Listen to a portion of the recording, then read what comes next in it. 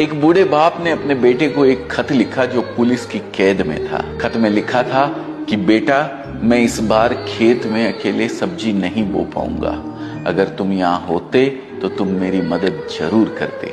बेटे ने उस खत का जवाब देते हुए दूसरा खत लिखा कि पिताजी, आप उस खेत को खोदने की सोचना भी मत, क्योंकि मैंने चोरी का सारा पैसा उस खेत में दबा रखा है।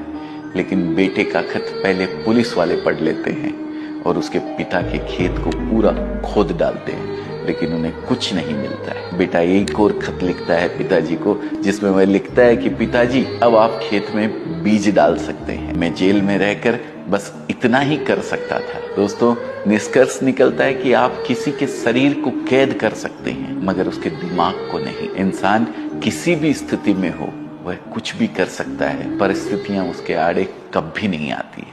एक बूढ़े बाप ने अपने बेटे को एक खत लिखा जो पुलिस की कैद में था। खत में लिखा था कि बेटा, मैं इस बार खेत में अकेले सब्जी नहीं बो पाऊंगा। अगर तुम यहाँ होते तो तुम मेरी मदद जरूर करते।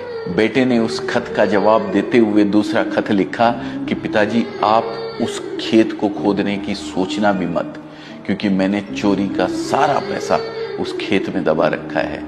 लेकिन बेटे का खत पहले पुलिस वाले पढ़ लेते हैं और उसके पिता के खेत को पूरा खोद डालते हैं, लेकिन उन्हें कुछ नहीं मिलता है। बेटा एक और खत लिखता है पिताजी को, जिसमें वह लिखता है कि पिताजी, अब आप खेत में बीज डाल सकते हैं। मैं जेल में रहकर बस इतना ही कर सकता था। दोस्तों, निष्कर्ष निकलता है कि आप किसी के शरीर को कैद कर सकते हैं, मगर उसके दिमाग को नहीं। इंसान किसी भी स्थिति में हो, वह कुछ भी कर सकता है। परिस्थितियां उसके आड़े कभी नहीं आती है। एक बूढ़े बाप ने अपने बेटे को एक खत लिखा जो पुलिस की कैद में था। खत में लिखा था कि बेटा, मैं इस बार खेत में अकेले सब्जी नहीं बो पाऊंगा।